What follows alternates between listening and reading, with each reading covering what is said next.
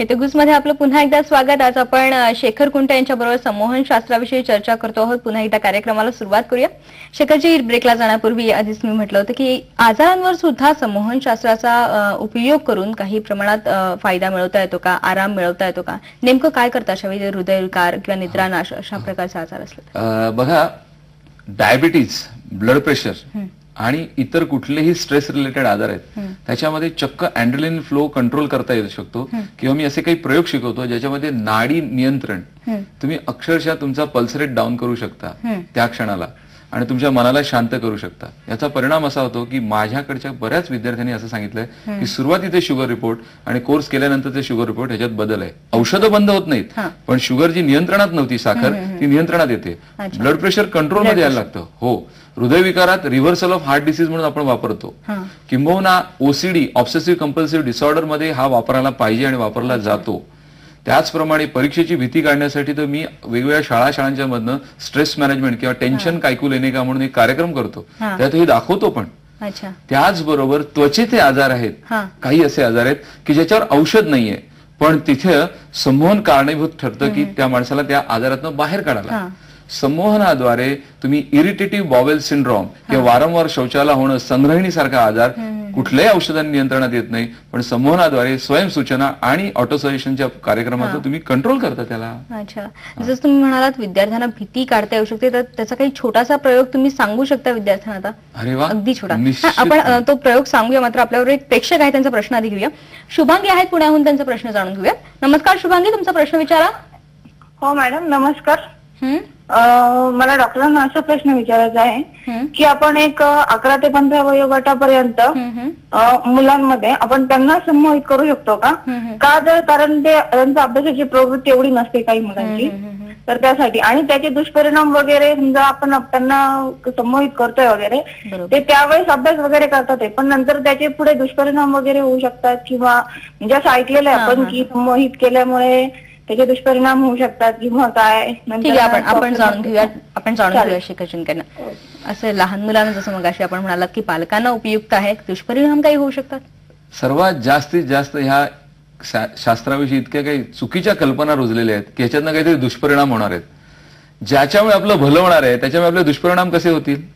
तुम्ही व्यायाम करून जर का शरीर बलवान होणार असेल तर त्याच्यामुळे वाईट कसं होणार आहे?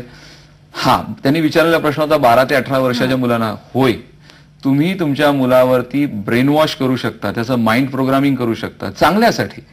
जसं मी म्हटलं, मी कॉन्व्हर्सेशनल हिप्नोसिसमध्ये तुम्ही माणसाला ट्रिगरिंग वर्ड देऊ शकता, तसे ट्रिगरिंग वर्ड बोलता बोलता आई पण देऊ शकते। आणि आई चक्क असे काही प्रयोग मी शिकवतो की ज्याच्यात मुलाचा ब्रेन वॉश कसं करावं चांगल्या गोष्टीसाठी तुम्ही करू शकता। आणि हे विशेषतः आई किंवा वडीलच करू शकतात, कारण त्याला जी जवळीक लागते ती फक्त त्यांच्याचकडनं होते। आणि चक्क ते मूल त्यांच्याप्रमाणे, त्यांच्या जे इच्छा आहेत तसं नाही म्हणतात, त्यांना जे वाटतं मुलाचं चांगलं व्हावं त्यावर हुकूम वागतं। हो, त्याचं चांगलं होतं की। पण लहान मुलांना काही एज लिमिट आहे की ह्या वयात नंतर करावं संमोहन? आहे, 7व्या वर्षाच्या आत करू नये, शक्यतोवर 8व्या-9व्या वर्षानंतर याचा वापर करावा। तत्पूर्वी 7व्या वर्षाच्या आधी तुम्ही सूचनाशास्त्र वापरू शकाल, पण ट्रान्स किंवा माणसाला तंद्रावस्थेत नेणं हा जो भाग आहे तो शक्यतो 7 वर्षाच्या आधी वापरू नका।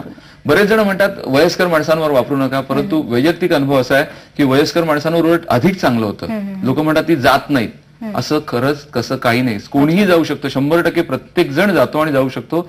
तो माणूस जर का स्वीकारत असेल तर सगळं काही शक्य आहे। मग अशी मी तुम्हाला म्हटलं होतं एक छोटासा प्रयोग फक्त सांगा आमच्या प्रेक्षकांना, खास करून आपल्या विद्यार्थ्यांना, की जेव्हा परीक्षेच्या काळात जे काही टेन्शन असतं त्याच्यापासून रिलीफ मिळण्यासाठी। अरे वा, परीक्षेच्या काळाच्या टेन्शन मधून बाहेर येण्यासाठी मी तसे 3 प्रयोग सांगणार आहे। एक, तुम्ही श्वास जो आपला घेता तो डायफ्रामॅटिक घ्यायला शिका।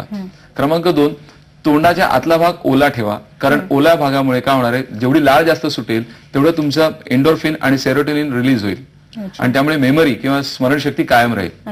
आणि तिसरा एक प्रयोग आहे तो मी तुम्हाला सांगतो, तो म्हणजे असा आहे, हा माझा जो हात आहे डावा हात, त्याच्यावर हा उजवा हात ठेवायचा, रोज असं करायचं आणि एक असा प्रेस करायचा हात, आणि तो प्रेस केलेला असताना असं म्हणायचं की मी अभ्यास चांगला करतोय, त्यामुळे माझी स्मरणशक्ती चांगली आहे आणि ह्यावेळेचा पेपर मला खूप चांगला आहे। असं रोज 3 ते 4 वेळा करायचं। आणि गमतीचा भाग, पेपर द्यायच्या आधी पेन बाजूला आहे, फक्त एकदा हात असा ठेवायचा आणि असं करायचं, आपोआप अंतर्मन त्या दिलेल्या सूचना बाहेर सरफेसवर किंवा बाहेरच्या पटलावर आणून देईल आणि बाह्यमन त्याच्याद्वारे प्रेरित होईल। परीक्षा काय सोपी आहे, परीक्षामुळे तुम्ही वर्षभर जे काही प्रयत्न केलेत का अभ्यास केलात त्याचं फक्त परिमाण बघायचं एक म्हणजे त्याचं एक बघण्याचं साधन आहे. निश्चित मला वाटतं विद्यार्थ्यांना हे प्रयोग करून बघायला काहीच हरकत नाहीये. आणि दुसरी एक गोष्ट म्हणजे मानसतंत्र योग जे आपण शिकवता ते नेमकं काय आहे आणि कसा उपयोग? मानसतंत्र योग ह्याची मुळं पातंजली योगदर्शन, घेरंड संहिता, उपनिषद ह्याच्यातून आले.